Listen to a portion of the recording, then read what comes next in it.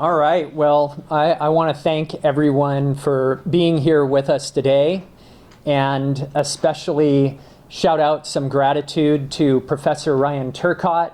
Where are you? All right. Thank you. Yeah, Professor Turcotte and the Gonzaga University Sport Management Program for hosting us here today at Junt. Perfect place for us to be, winning environment here at Gonzaga University. So thank you for that. I also want to recognize in the back our USL Spokane co-owner Ryan Harnito is here. Ryan, if you want to give a wave. And Ryan, of course, is available for questions, conversation, interviews following our formal press conference here today. So what is it about Spokane and Cinderellas, huh? I think we've got another Cinderella story here for Spokane. I don't know if it's something in the air. We think there's something in the water with spokane-velocity-fc playing for a championship this Sunday against the number 1 seed Union Omaha. It's going to be fantastic. We invite all of you, we invite all of Spokane to come down to Flat Stick Pub downtown. We're going to have a watch party. We've had a couple watch parties in the playoffs. It's an incredible environment with chants and energy and good food and good friends. So come on down. If you can't make it to Flat Stick, the match will be broadcast locally on KSKN TV and also nationally streaming on CBS Galazo Network. So plenty of ways to check out this final. So in a moment, we'll have head coach Leigh Veidman join us. And after that, we'll have some of our incredible athletes come on up here and take some of your questions. But before we do that, I just wanted to share a few facts. This has been an extraordinary season. It's been a season of firsts for Spokane and professional soccer. Your Velocity FC are the first expansion club to ever win a playoff game in League One within the current league format. And so therefore, we're the first expansion team to also ever make the final of League One.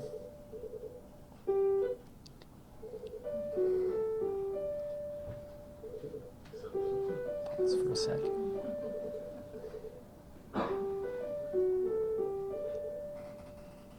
Somebody's calling.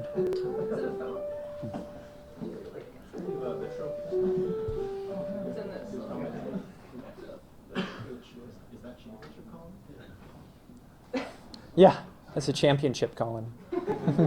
We're here to answer it.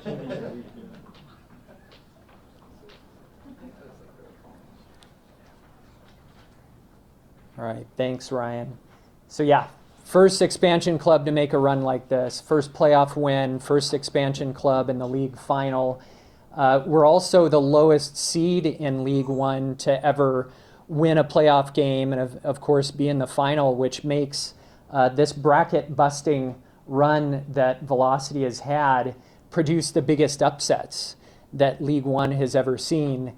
And of course, I've got to note that for the coaches and the players and the staff, we've never doubted the success that this first-year team could have. So for us, not such upsets, but nonetheless, a historic run here for Velocity through the playoffs. And finally, we couldn't have had this kind of success without the support of our city of Spokane.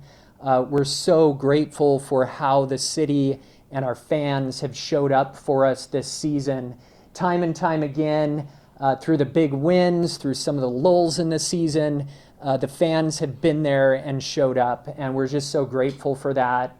And as a result, just very proud that we can say that we lead the league in season ticket sales, we lead the league in partnership sales, and we finished number 3 in attendance in the league, and is actually quite close, mere 500 fans on average shy of the team who led in attendance. So we feel like we can turn that around next year with this kind of success. Let's pack one Spokane stadium, and hopefully Spokane will come out, and we're looking to sell out every match next year. But couldn't have done it without Spokane, and just really, really grateful for this inaugural season. So with that, I want to welcome up head coach Leigh Veidman. I think by now y'all know that our head coach is originally from Liverpool, England, and coach is finding himself in the final for the second straight season. Last year, an assistant coach with Charleston who played in the final of the USL Championship League. So, Leigh, come on up, and we'll take some questions.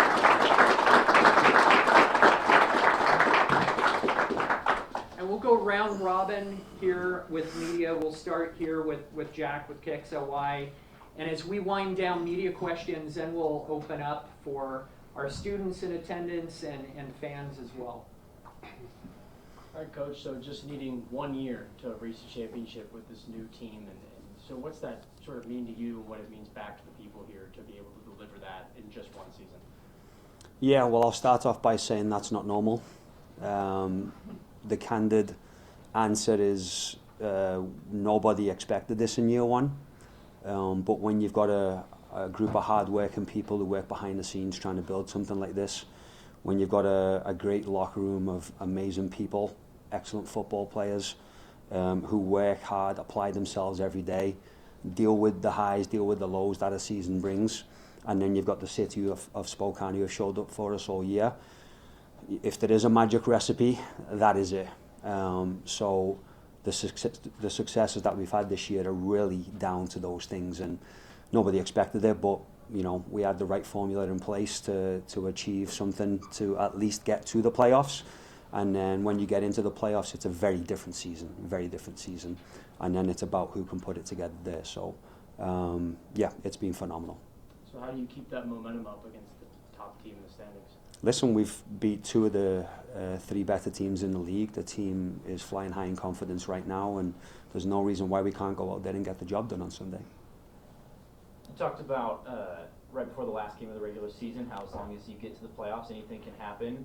We obviously saw that. You want to just talk about the switch from maybe those last couple of games of the regular season to what you're seeing during the playoffs? Yeah, I keep hearing the reference of we didn't win a game in our last 7. I want to correct that reference. We lost 5 and we drew 2. Those 2 draws were huge.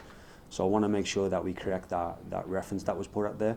And many of those games that we did lose, we had many good performances in those games. We didn't get the result.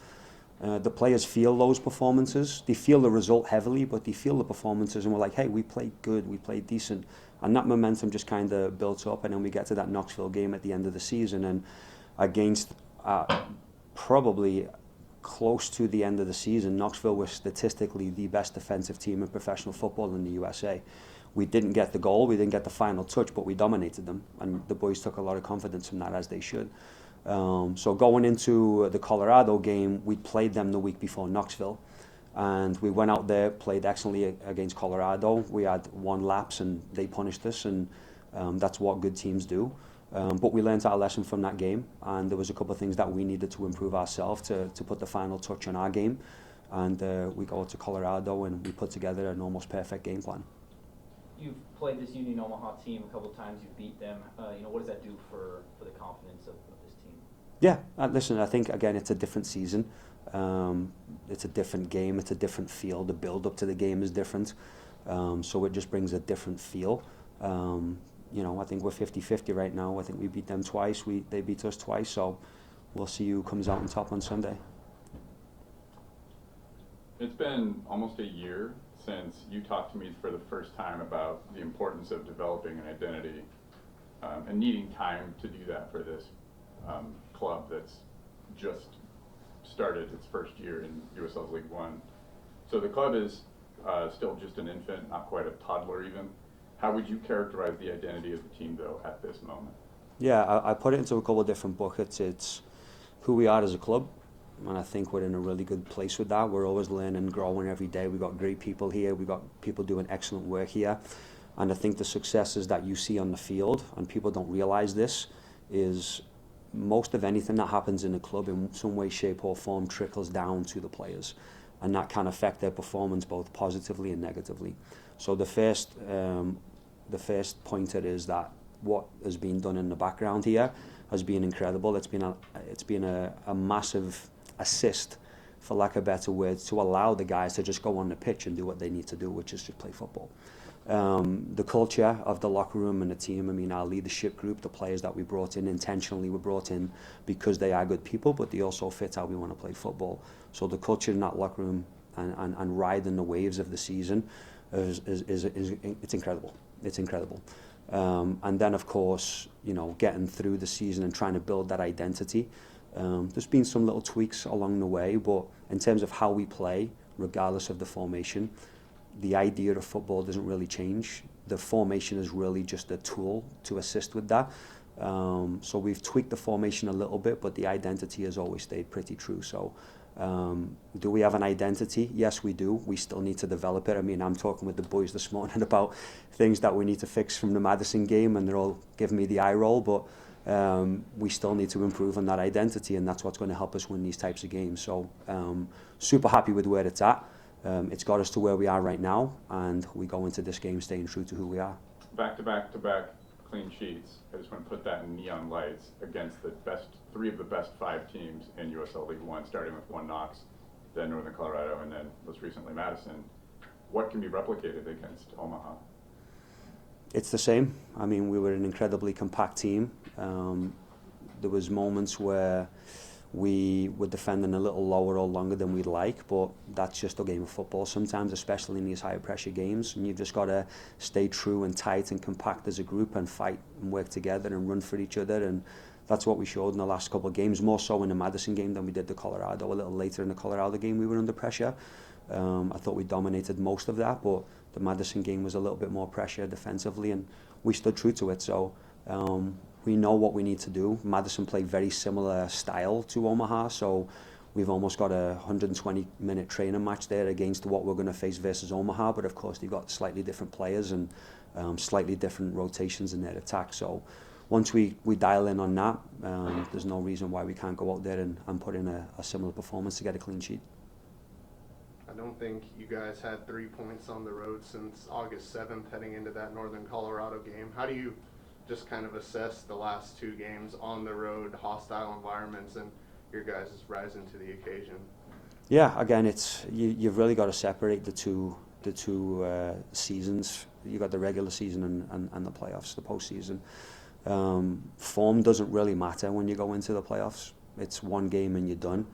And if you can put together a performance, whether that's a more attacking displaying performance like we showed versus Colorado, but we can't ignore how well we defended and stopped their danger, or a more defensive performance that we showed against Madison, and we showed glimpses of good attacking moments in that game. So 2 very different games in how we approached both and how they turned out.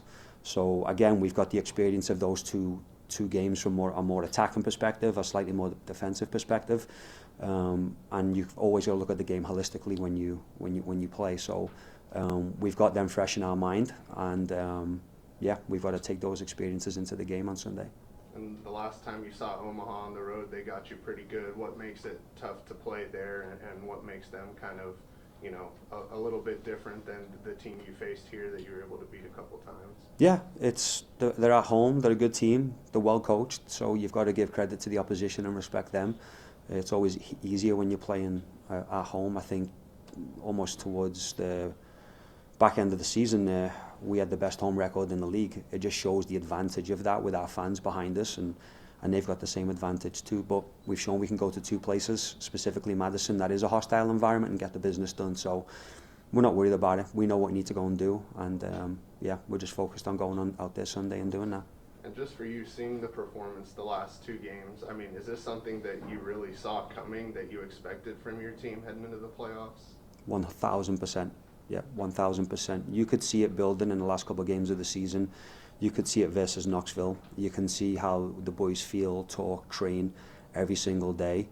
I'll reference what I mentioned before. At the start of the season, if you asked me this question, I probably would have said no.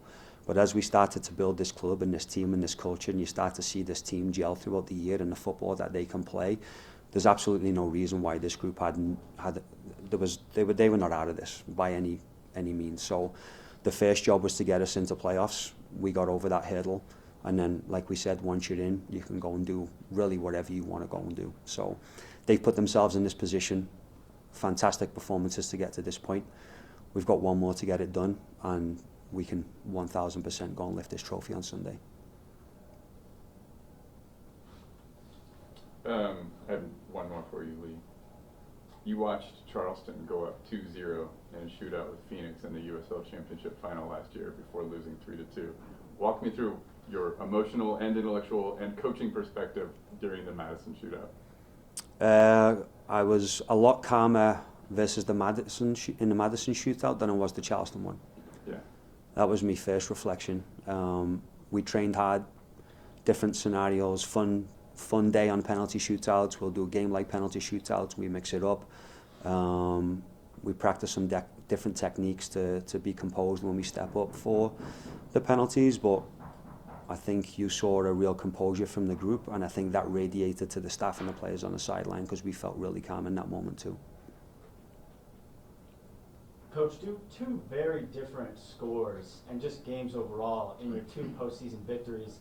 What did you take away from both of them, and how is that going to help you in the final against Omaha? Yeah, I think there's been some question marks to us on our attacking game in terms of putting the ball in the back of the net, and rightfully so. We did lead the league for a while, or at least within the top percentile of touches in the 18. I think our XG was up there as some of the highest. Passes into the 18, passes into the final third. So all the things we need to do to score, we were doing. We were just not getting that final touch. So really what we learned in the Colorado game was if we make that final 8 to 10 yard run and we commit ourselves to get inside the box and get on the end of passes and crosses, etc., we can do the business, and we showed that in that game. Madison was a very different one. When you come off that 5-game stretch where we lost, we conceded a few goals there. But we've shown throughout the season at points that we can defend and we can get clean sheets. So that was another, kind of a point to make that, yeah, we can score goals and we can defend. But it's about putting it together at the right time. So I think those two games are definitely a reflection of that. And two very unexpected, people putting the ball in the back of the net in the last two games. Jack Denton in the first game getting his first professional goal, and then Collin Fernandez in the last one nailing the final penalty shot.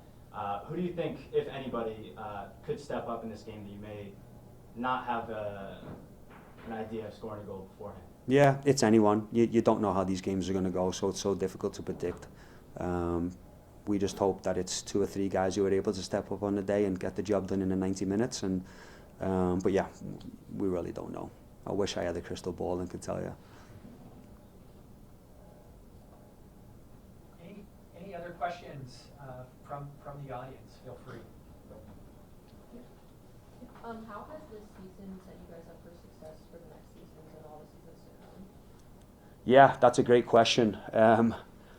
It's something I've put a lot of thought to, because this could go many different ways. You've got your objectives coming into year one, which were really dial in on a style of play and get that ingrained in the team. So when somebody sits back at the end of the season and looks at us, they say, hey, that's a Spokane-Velocity team.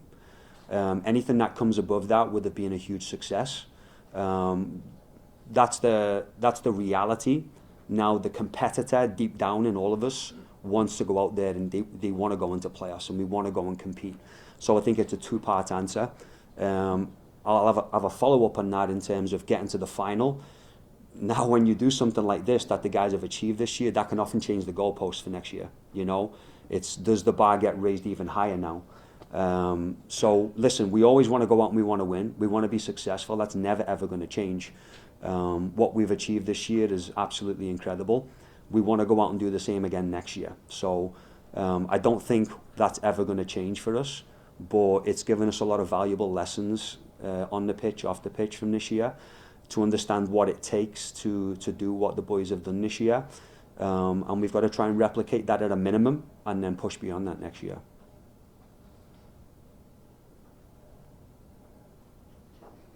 Coach, you talked about not just playing to win, but also kind of playing for the fans, playing for the city. How have you kind of married this idea of playing a brand of soccer that's exciting to watch and also one that's winning a lot? Yeah, it's difficult. It's not easy because as you're building an identity as a club and you're building how you want to play, that comes with communication breakdowns. It comes with sometimes bad performances, bad halves, results down. Sometimes it works the other way around and you're getting results and you have a good run of form. In some ways that's football, but as long as you stay true to who you are and the identity that you want to play, people buy into that.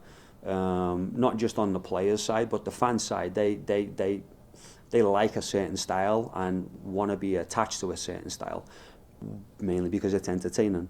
So the balance of building the identity and getting results, but also making sure that we play a brand of football that is fun to watch. It's difficult, but it's a fun journey. And I think our numbers that we've just mentioned in terms of the third highest attendance in the league in our first year just shows what the guys are doing on the field to present that brand of football. But it also speaks about the city itself in terms of showing up for us in year one. It's been incredible. Coach, so obviously the finals made dogfight. You guys played there a month ago. The result wasn't what you guys wanted. What tactically are you guys doing different to deal with their three in the back with a double pivot and breaking down their compact defense and working on their attacks up the right side? How long do you have? We are in a slightly different formation than we were last time we went there. Omaha defend in a couple of different ways against opposition setup. So for example, if a team's in a double pivot, Omaha tend to go with a 5-1-3-1 mid block and then try and press out of there. If the opposition is if the opposition has got kind of a midfield three, like a 2 and a 1, they'll go 5-1-3-1. If the opposition has just 2 in midfield, and you'll likely see that in more of like a 5-2-3 or a 4-4-2 flat, they'll tend to go 5-2-3 in terms of their defensive structure. But they're aggressive in their pressure. Pressure is their number one principle. They don't necessarily worry about being compact. So there's spaces for us to play through them and around them and definitely over them when they pressure. But also as a defensive unit, when they get a little lower, they make it super compact and tight and very difficult to play through. But as a team on the ball, they're a team that can play football. They can play through you. They can play around you. They've got guys who are fast who can play over you. They really, really enjoy playing into the half space on the weak side. So there's a couple of different components about them. They're a well-rounded team. Listen, they've been building their identity for 2-3 years now, and as you can tell, it's a well dialed in style of play. But listen, it's nothing we haven't faced already. We're not too concerned about what they do. We'll do our homework. We'll set up how we want to stop them doing what they do and the spaces we want to hit them in, and that's what this is about. It's a chess match, right? So we've just got to go out there on the day and execute. Take one more question for Coach Leigh. What does Spokane-Velocity's qualification for the USL League One Championship represent for the club, and how has the team's historic run to the final captured the attention of soccer fans nationwide? For us, it's everything. And I've mentioned the people that put in the work behind the scenes. The players always get the limelight on the field, and they work incredibly hard every day to achieve what's happened right now. But none of this happens without the people behind the scenes. None of this happens without the fans. The city has shown up incredibly this year. They've been consistent in their support for us. You see the videos from Flat Stick Pub these past couple of weeks. I mean, seeing those videos after the game, for me personally, I get emotional when I see them. So to see the support that they've shown for us when we're on the road is just incredible. But also that's a reflection of the work that's done behind the scenes from ownership, from media, ticket sales, merchandise. I mean, I'm probably forgetting a bunch of different departments here, but there's a lot of people that have put a lot of work in to make this happen, and they deserve a lot of credit, and a lot of the reason why we're in this position right now is because of those guys too. And I've said this from day one. You don't do this stuff without being together in everything that you do. And this club, from ownership all the way down to me and everything in between, it's been together from day one, and that's why we've been able to do what we've done here.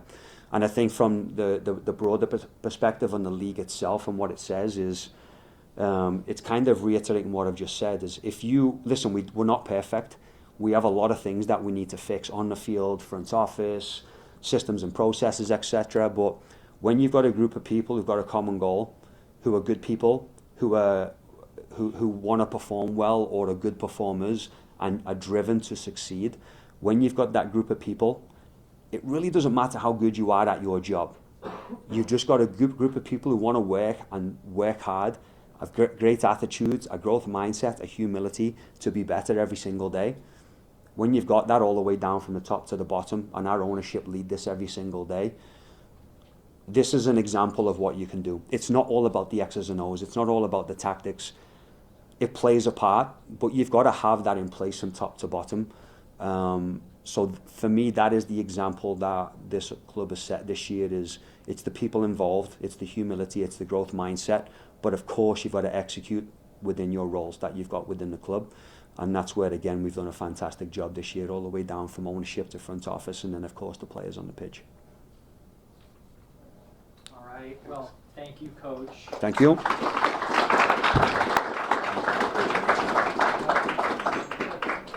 Okay, we're going to welcome up 2 sets of athletes, and we're going to start with team captain and first team all League One, Luis Gil.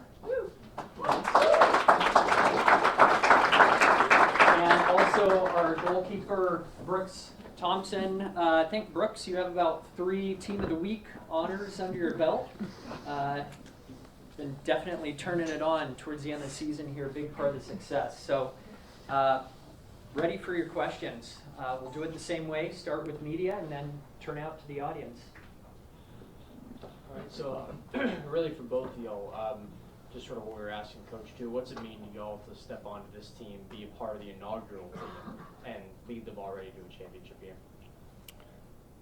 It's really special. I've never been a part of an expansion team, so it's really interesting to see how well the club has handled it. Seeing all the support from the city, like Lee said, means a lot to me. I'm sure it means a lot to everybody on the team. It's just really special. It's exciting. I mean, it's what you work for all season long, right? You want to be in the championship, but to be a part of an expansion team, it makes it that much more difficult and that much more meaningful at the end of it. I think it's going to be a challenge, obviously, but we've been up for it all season long. We've had a roller coaster of a season, and I think it's just going to be such a battle, and I feel like we have the guys for it. So to be a part of that, it's just going to make it that much more special. How has the mentality kind of shifted as you've gone into the playoffs, I guess, like within the group, within the locker room, sort of how have you all meshed, and what's the different kind of attitude now just being killers in this play? I think it's just a different level of focus. You just got to stay together as a team for 90, 120 minutes, whatever it takes. We've done a really good job of that. There's been moments where we've had really good performances, but there's been small mental lapses. Haven't really had that the last 2 playoff games. It's good to see. And for me, focus is just a really big part of that. The mentality's changed quite a bit. I've seen it within the players. Especially coming out from, 5-6 games where we hadn't won, so that's always difficult to take, but we put ourselves in a good position to, get to the first step, which is make playoffs. But to have that mentality shift, and we know once, playoffs come, it's a whole different ballgame.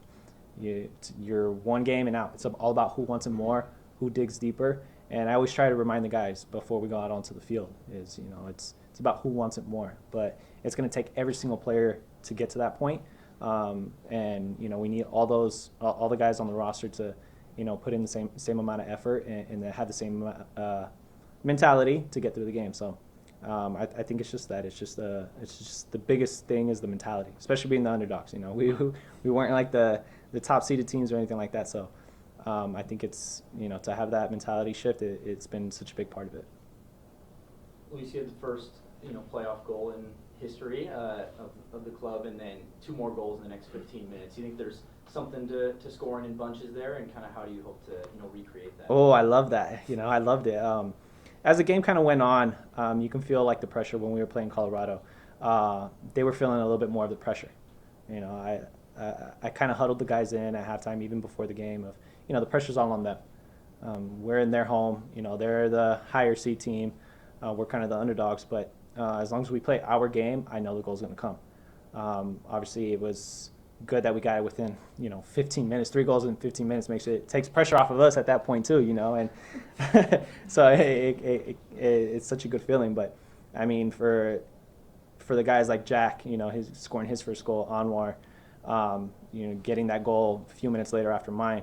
You can see that guys were excited about it, and we just wanted it more. We didn't sit back after 1 goal and park the bus. We could have easily done that and put ourselves in a bad situation against a team that likes to counterattack a lot. And they may not get a lot of opportunities that game, but they have players who can put that 1 goal away, and then it's a whole different ballgame. So in order for us to get better in those situations, I think it was big time that we were able to get those goals in such a short amount of time.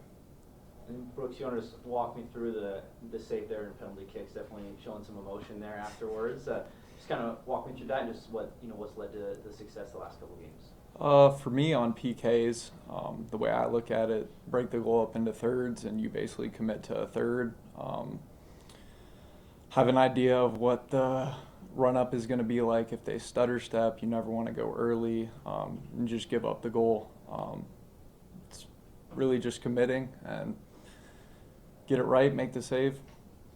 That's about it for that. And then what else was it? It was just 3 clean sheets in a row. What's kind of contributed to that? I think just the togetherness of the group. I really got to thank my back line. There's been a lot of big moments. Last game, I mean, cross comes in, I turn around, I see Cam just flying through the air. Great to see. So just the grit to want to win, like Luis said. I think that's what does it for us. So you're playing with North Carolina FC in the League One Championship Final last year. It goes to PKs. You guessed right, or you had a sense of where Joel Johnson was going to go for Charlotte Independence, and it was to your left again. Put a strong hand on it, pushed it up off the bar. Did it occur to you in real time that the save against Sharif J was very similar to the one a year ago for North Carolina? What was going through your head at that moment? Not really. Probably was going through my head, just getting stick from all the fans at Madison. So hearing that for 120 minutes, it feels really good to kind of put it back in the face. So, all right, yeah. let's go there. In the other 2 games against Madison, we gave up 5, we scored none. In the game that counted, you had a clean sheet, saved a penalty that meant Velocity would be playing in the final the first year as a club. Walk us through the feelings about Madison after the result.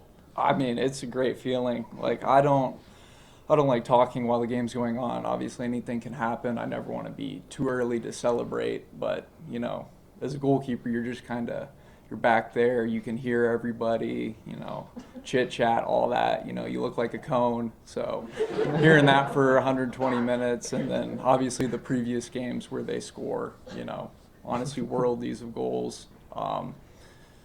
Just feels great. I mean, there's no other way to put it. There's a lot of gamesmanship. You got a bump in the chest from Christian Cheney. Your nice. former teammate Garrett said something to you. You may not want to share what he said, but well, I made him laugh. Okay. He was looking at me, and I kind of smiled with my tongue out, trying to throw him off. So I got him to laugh. But yeah. Final question for you, Luis. You probably did not imagine playing against your former club 5 freaking times in 1 calendar year. But nonetheless, here we are. Tied 2-2. They beat us twice at their home. We beat them twice at our home. What's going to be the difference this time? What a story that is, huh? I mean, playing against my former team in the final. I mean, I'm not even thinking about it too much like that. We've had some good games against them, and we've had some bad ones. So we know it's going to be a battle. Obviously, more is at stake now. But I feel confident with my team. I'm not looking too much towards them. I feel like we've been kind of putting in a certain amount of work that has led us to get to the final, and we just got to keep bringing that momentum. And I'm here to help lead the guys. So I feel like we're in a good spot now, and I just think we need to focus on ourselves and enjoy it at the end of the day. That's a big thing I like to tell them is enjoy our football, because I know when we enjoy it is when we get results. Luis, what was kind of your message heading into playoffs? You guys knew you were going to have to go on the road all 3 of these games if you were going to make it. You hadn't had much success on the road of late. Just what was your message to the guys, and how have you kind of seen that in the first 2 games? Yeah, going back to that, I mean, a big thing was just to enjoy our football. We had come back from 5-6 games of not getting any type of results, and which is tough, especially going into the playoffs. But we had put ourselves in a good enough situation to where we can have those moments and still be in the playoffs and still make it. Obviously, it would have been nice to do it in front of our fans, hosting the game. But a big thing that I told the guys was, to dig deep, but we would need everybody, even the guys. To me, the most important guys are the ones coming off the bench. They're the ones that are going to be the game changers. We can be up winning the game, and we have to make some changes, and the guys coming in are the ones who have to be the difference, whether it's making a defensive play, or maybe even putting it in the back of the net to make the lead a lot bigger. But it goes back to the Madison game as well. The guys who came in, I think more than half of them took penalties and scored.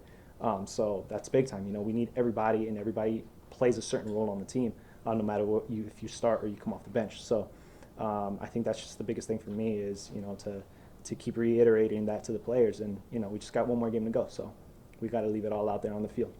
And then Brooks, for you, coming in late this year, you take over the starting goalie spot. Just kind of, what would it mean to you to, come into this team? Maybe you didn't know many of these guys before, but to get to this point and, lift the trophy this year, what would that mean to you? It'd be really cool. It's always tough to come into a team halfway through the year, learn a different style of, how we play, but just kind of put my head down, did the work, got the opportunity. Super happy to be on the field with all these guys. I mean, we've got a lot of really good players on the team, and I believe in all of them. I think we can get it done. So, yeah. Luis, you came to Union Omaha right after they had won the championship in 2021. I'm curious, did you kind of feel that championship pedigree when you were there with them at first, and do you feel that kind of building in Spokane? Oh, for sure. They definitely had that, that type of feeling being there. They've been a successful club, right? I think they've always made playoffs. They've been in finals quite a couple times, Supporter Shield, twice in a row now. So there's a lot of expectations for them as well. But I mean, the players deal with it really well as well. But I think I'm excited for this. Is being an expansion team and being in the finals for the first time. I think that's even more difficult than what they've done. So to me, it's just more of a responsibility that I have as well to help lead this team in this situation. But we got a great group of guys who have my back as well and who help me, in this process. So I think it's just going to keep growing for this team, and I can see a lot of great things happening. I guess also, you were out for a couple games there towards the end of the season, and I'm just curious if you noticed kind of a change on the pitch from before you went out to after you went out, and now you guys have gone on this streak here. A little bit. Obviously, it's part of the game. Injuries are going to happen, and we've had quite a few injuries throughout the season, right? Even in the beginning of the year where important players, kind of get season-ending injuries, but then we got guys who step in. So I'm always confident if I have to take a time, away, I'm injured or anything like that, somebody else is going to step in. Results aren't going to always go your way. When I'm on the field, we lose. It's not like I'm, anything special like that. So I think it's just important that we have that mindset of, okay, if one player is out, the next guy's going to step in. But obviously, I want to be on the field as much as possible. I feel like I can contribute, and we just got to keep it going. Questions from the audience?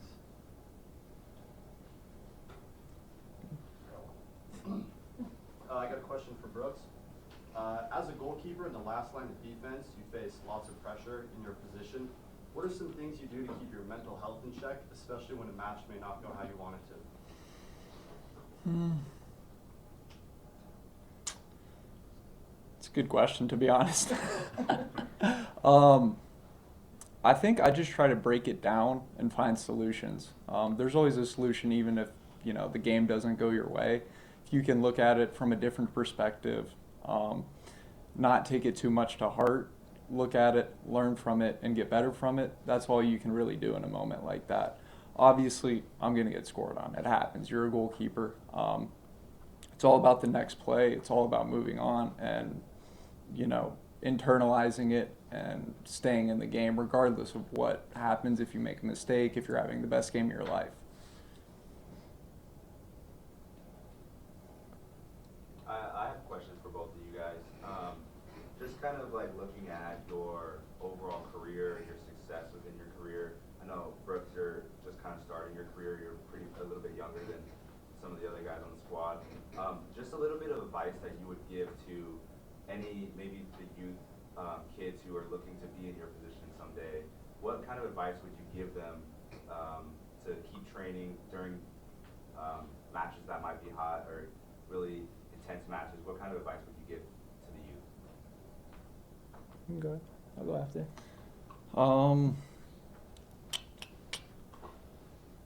I would say just keep working. Don't get too high, don't get too low. In my career already, there's been a lot of ups. There's also been a lot of downs. You can't get stuck when things aren't going your way. You just got to keep pushing through it, and you got to realize you can't control everything. You just can control what you can control. And if you're putting your best foot forward, doing everything you can, and it's still not going your way, you keep doing it. Eventually, your luck's going to change. I think it's a mentality thing, which is hard to do, especially for young players. I was fortunate that when I started at 16 years old playing professionally, but playing against, these 30-year-old guys who are up in my face, telling me, all these bad things, and it's tough, but finding a way to balance that out, because it's in the best interest of the team. A lot of times you got to hold each other accountable, but at the same time, you got to have teammates that help you along the way. It's a lot has to do with it mentally, but to push yourself as well. I think to be able to do that, push yourself when you're doing good things as well. Keep pushing yourself to try and raise that standard. But when things are down, don't get too down on yourself, and just know there's brighter days are gonna come. Things will get better because you got to keep trucking along. The season, a lot of times, it's a long season. Anything can happen. Beginning of the season, you may not even be on the coach's radar, not even on the rosters, and then the next thing you know, when it's the most important, you get your opportunity, and you can be a game changer. So always being prepared for that. All right, thank you both. One more quick thing. Happy almost birthday, Luis Gil. Okay. Tomorrow's his birthday. That's good information. All right, so I want to welcome up two of our midfielders. We've got Andre Lewis, who has 4 Team of the Week honors under his belt. I think 1 Player of the Week, right? Yeah. And then we've got Collin Fernandez with us, who has 2 Team of the Week honors. So appreciate you both, and we're ready for questions.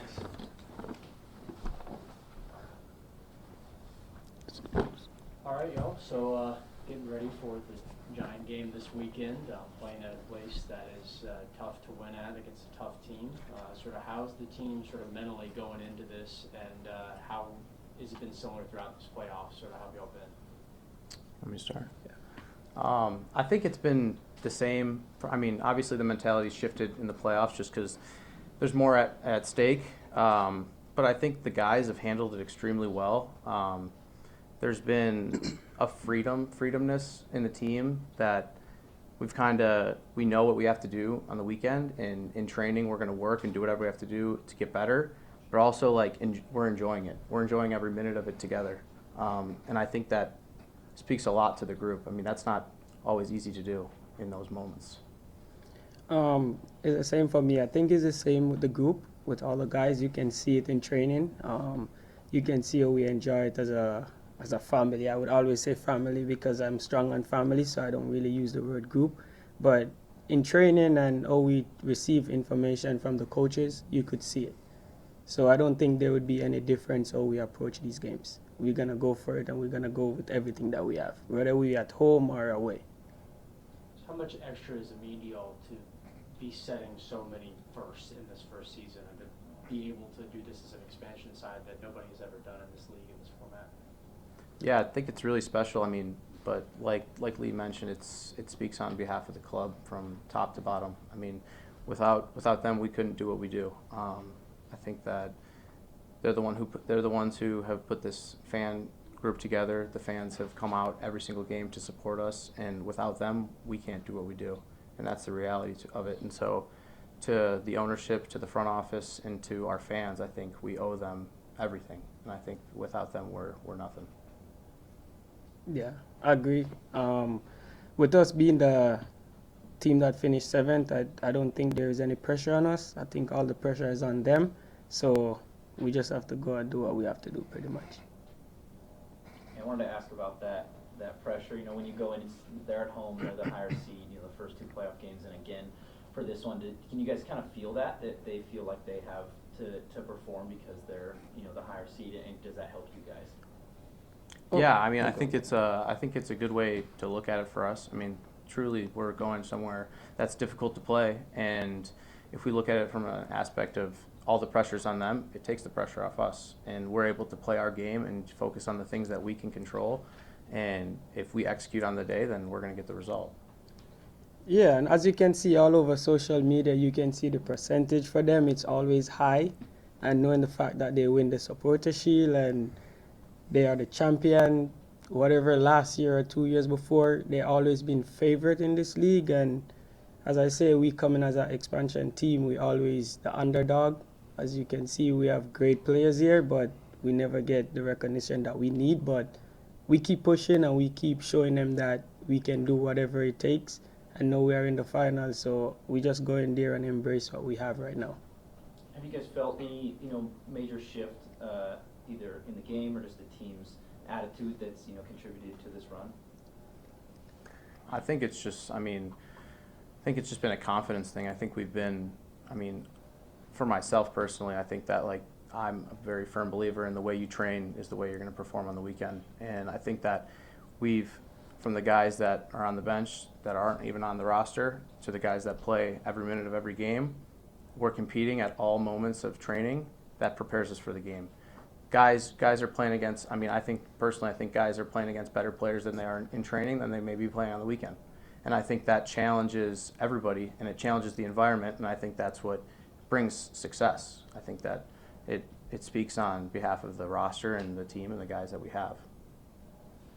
For me, it's a amazing thing for me because I see it in soccer, but I never really see it in my team. The playoff game that we won 3-0 and the last game of the season where we dominate Knoxville, I see the coach make one switch where he switch Ati and he put Swango in. And at one point as a player, I was like, why make that switch? We just had a great game. But then you see the result, man. Swango was amazing. And Jack come in, he's amazing. So I just think it's the bond that we have. Whichever player the coach use, whichever system that we play at this point, we're just going to deliver. Collin, I had to look this up. Velocity are your 10th professional club. I had to also remind myself that you're only 27 years old. So you know what they say, 10th time is a charm. Mm-hmm. What has been different about this professional setting for you? I think sort of the connection with the front office, with the staff, I think it's made me feel a lot more comfortable, and I'm able to kind of just enjoy playing football and be who I am. And I think that's I can't thank all these people enough for giving me that. Because to be honest, last year I didn't have that, and this year's been a complete turnaround. So I'm so grateful for them and for giving me this opportunity to be here and play for this city. And playing a championship, you can't ask for much more. I have a couple penalty-related questions here. Collin, how do you feel about Christian Cheney first chest bumping our friend Brooks over here, and then patting you on the back on the way to take the 5th and decisive penalty against Madison on Saturday? You did not seem to move, and I know you've got a little bit of a temper. You did not seem to react. That's very nice to say it that way. No, obviously, don't touch my main man, Brooks. I don't like that, first of all. But to be honest, I was expecting him to say something to me, and he did. And I liked it. I enjoy that. it's part of the game. I mean, I love going places and the fans are yelling at you, and then I go and do my job, and the whole place is silent. So, I mean... As we described it at Flat Stick, we didn't love him doing that, but we also didn't hate it. Exactly. I mean, like, I'd expect nothing less, and I enjoyed it. Okay. All right, Andre, for you. You celebrated your penalty kick the same way you celebrated your game winner against Ballard in the Open Cup. Are you actually crazy, or does something about confronting opposing fans just get you extra motivated? I mean, it motivates me, of course, but for Madison, it's a bit of payback. I will never forget when they beat us 3-0 at home, how they were celebrating in front of our fans. And then when they beat us 2-0, they were talking a little bit of trash. So it was a bit of payback. I wanted us to score during the game and win, but I had a gut feeling that we were going to win this game. So I was just waiting on it, like when, to do that payback. So, yeah, to do it in front of the fans, especially when I was walking out, because I was talking with Collin, Brooks, the main man over there. He's my roommate on the road, so we talk about him making one. And I was like, once you make, I'm going to make. I was talking to Collin, it's going to come down to you. So I know at the moment I'm going to score. I was just waiting to do that payback, to be fair. Collin, what was that moment like when you scored the final penalty? It kind of seemed like you were like, Ricky Bobby, what do I do with my hands? Because you ran over to Brooks and he was talking to the fans. Yeah. And then you were like, you didn't really know what to do. What was that whole moment I was like? really, to be honest, I was pretty confused. Brooks was looking the other way. Brooks' fault. I was like, okay, I mean, I score, I run to Brooks. Obviously, he's the one who made the save. He's the one who made the big difference. And I run over there, and he's like staring at the other way. And I'm like kind of confused on what's going on, so I start just like running all over the place. But once I could get a hold of him and we could get together, that was like really the special moment. I mean, Ricky Bobby. Oh yeah, Ricky Bobby. That's good.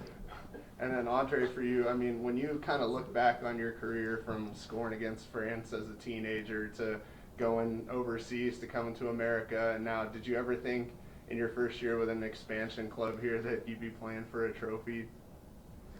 In everything you do, you want to compete. I never expect that we would be this far because I didn't know what to expect. I put a lot of thought into coming here. I talked with the coach, and after getting off the phone, I talked with my agent, and I was like, yeah, he's on like something strong, something I would take on. But yeah, as I said, like I didn't know the players. When I start to see the signing, I know Luis, big player in the league. I know Collin throughout the championship. So I was a little bit like, let's see what the year after offer. But while I get here and I see the setup, and as everyone can say, ownership, I can say it's a lot better than even championship team, man. Like the treatment that we get here is special. So I know after games, I know we played, I know we are a special team.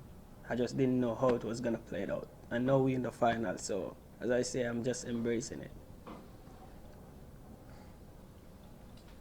Yeah, for each of you, I mean, coming in inaugural season, you both have played with, multiple other clubs.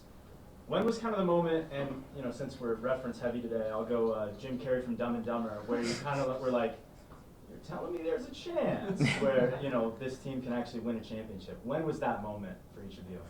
I think you saw throughout the season, you saw glimpses of we've had so many positive performances, and you could see that this team was coming together. But I would say our first playoff game is when you saw that we were like, wow, we can actually do this thing. We go out on the road and smack one of the best teams in the league and come out with such a positive performance that gave us all the confidence we needed. For me, I don't know if you guys remember, and it's coming down to Omaha. It's the 3-2 game at home.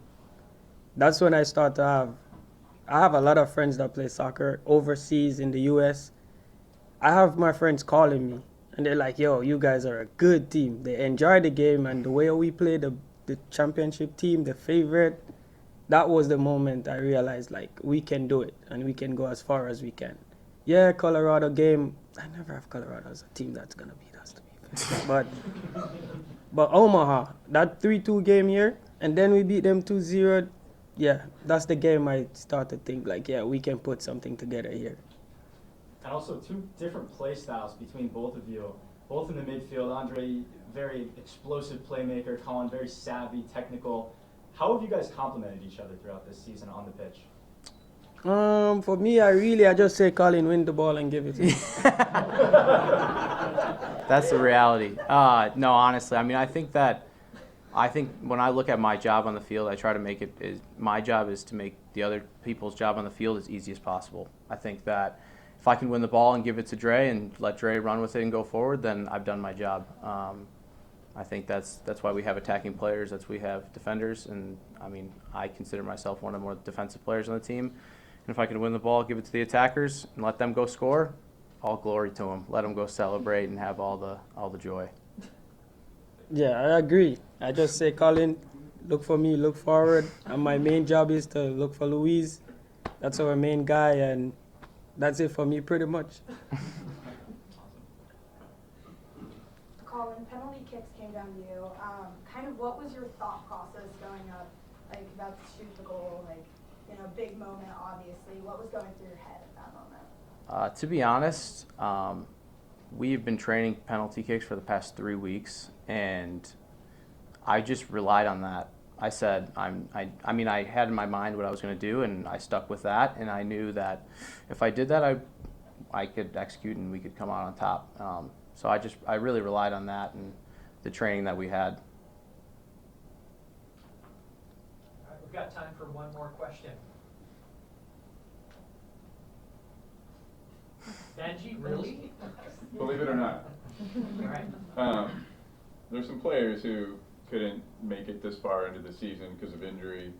Pierre, Morgan, Roman, Grayson, Mikey, etc. Any words for the players that were a key part of this club in their first year, especially early on in the season, that couldn't be playing with the team right now? Any words for them? I mean, those guys are still part of our team. It's when you're injured, it's harder than when you're playing. It always is. So for those guys to mentally be through this and always supporting us and getting it through themselves, like to do their work and just try to get back on the field as soon as possible, is a testament to them as people and also as teammates. I mean, without them and their support, we couldn't do what we do. It's true. I mean, it's not like these things happen, and it always happens in sports, but you have to have good people in the team, in the locker room, and those guys are great guys, and they support us every day. For me, I suffer a major injury. I know Rahman, we're really close. We talk on the phone a lot.